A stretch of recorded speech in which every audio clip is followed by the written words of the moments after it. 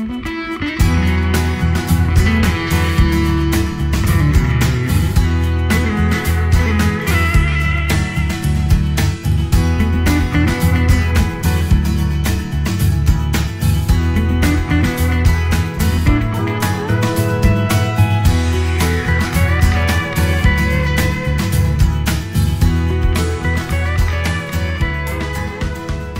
pôle bâtiment durable méditerranéen promeut et encadre la construction durable en climat méditerranéen.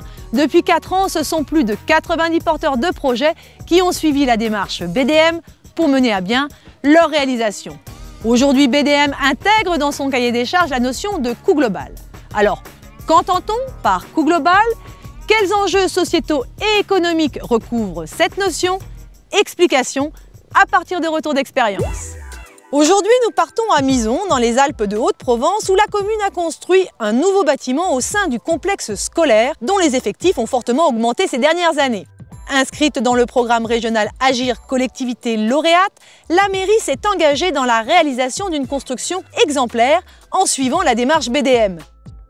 Robert Gay, maire du village, se réjouit de la création de cette nouvelle cantine qui a aussi pour avantage d'être multifonctionnelle.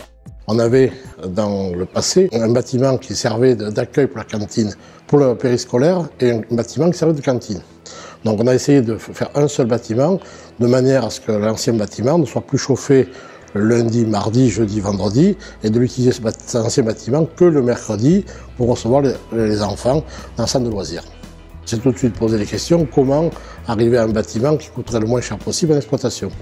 C'est là qu'on s'est adjoint donc un homme de taux, donc un forcalquier, donc qui nous a beaucoup aidé dans le choix du bâtiment et qui a été intégré complètement dans la maîtrise d'œuvre pour définir les matériaux et je dirais la manière de gérer ce bâtiment dans le futur.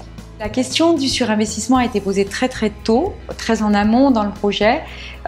Pour exemple, dès l'avant-projet détaillé, donc bien avant même le permis de construire, on a cherché à avoir un état chiffré des éventuels surinvestissements. Ce qu'on appelle surinvestissement, c'est par rapport à la réglementation thermique 2005 obligatoire.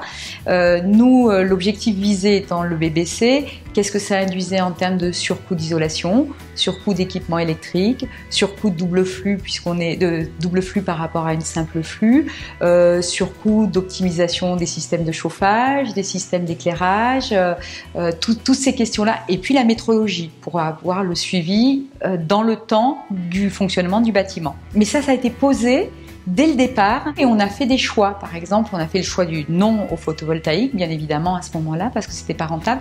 On s'est posé la question sur l'eau chaude solaire. Est-ce que c'était rentable dans la mesure où la cantine est fermée l'été? Donc il y a plein de questions qui se sont posées, mais ça c'était un vrai guide. C'est-à-dire qu'on disait ça aurait pu coûter ça si on n'était pas dans ce type de démarche. Et donc l'ensemble a été chiffré à 50 000 €, le surcoût.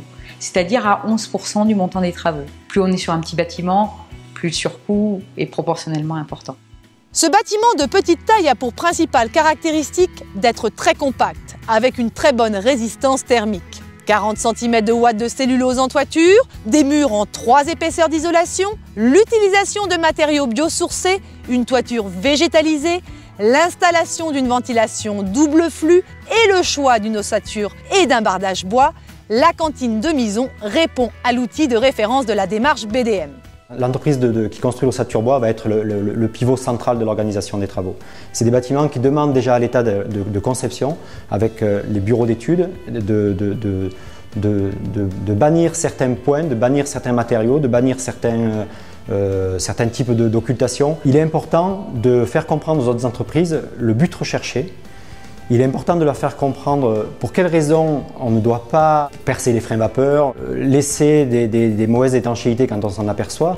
Et ça, c'est dès les premières réunions de chantier en fait, que le rôle de l'entrepreneur de charpente ou de constructeur d'ossature bois est très important. Quand on ne revient pas sur un chantier, c'est de l'argent forcément gagné pour une entreprise, quoi.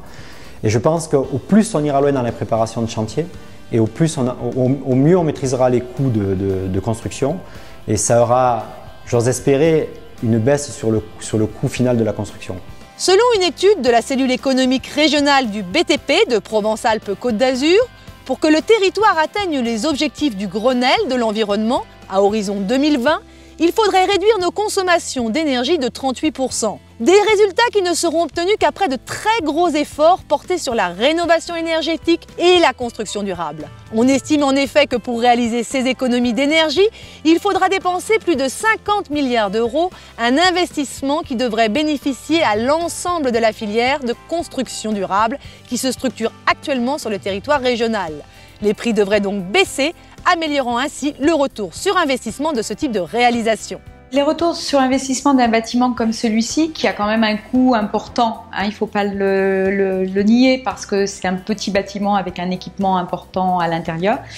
Donc les retours, moi je les qualifierais en premier d'économie de charge globale.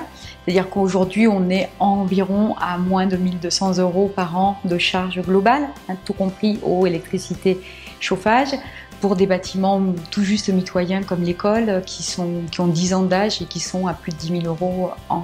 Donc on est quand même sur des chiffres très très différents. Donc ça c'est le premier retour sur investissement le plus évident et le plus attendu. L'autre retour qui est très important, c'est celui de la participation des entreprises locales à cet appel à candidature à ce bâtiment exemplaire, pour qu'elles puissent participer à de nouvelles techniques, à de nouvelles installations, qu'elles apprennent à un test d'étanchéité à l'air ou des choses comme ça. Et c'est important que ces entreprises-là puissent profiter de nos expériences respectives pour avancer elles aussi. Si la formation des entreprises revêt un enjeu majeur pour le développement de la filière construction durable, la formation des gestionnaires est-elle tout aussi essentielle car la maintenance de ce type de bâtiment réclame des compétences supplémentaires. Aujourd'hui, ce bâtiment correspond à nos attentes globalement. Je veux dire que les seuls écueils qu'on peut avoir, c'est des problèmes de maintenance, à la limite, sur lesquels les gens n'ont pas été forcément suffisamment formés, je dirais, à la prise en main de ce bâtiment. Et je crois que c'est ce qu'il va falloir faire dans les mois à venir pour que vraiment les gens se l'approprient définitivement, en particulier l'équipe technique, de manière à pouvoir pallier, je dirais, au moins de problèmes qu'il peut y avoir sur place. La cantine de Mison est en bonne voie pour atteindre les objectifs fixés au préalable. Pour le maire, c'est une réussite. L'ancien bâtiment qui abritait la garderie périscolaire n'est plus utilisé et 4 jours sur 5, il n'est plus chauffé. Donc ça rentre exactement dans le cadre des économies d'énergie qu'on pouvait s'attendre. Et je dirais qu'on fera un bilan au bout d'un an, mais je crois que d'ores et déjà, on peut constater une différence importante sur le nombre de litres consommés de fuel.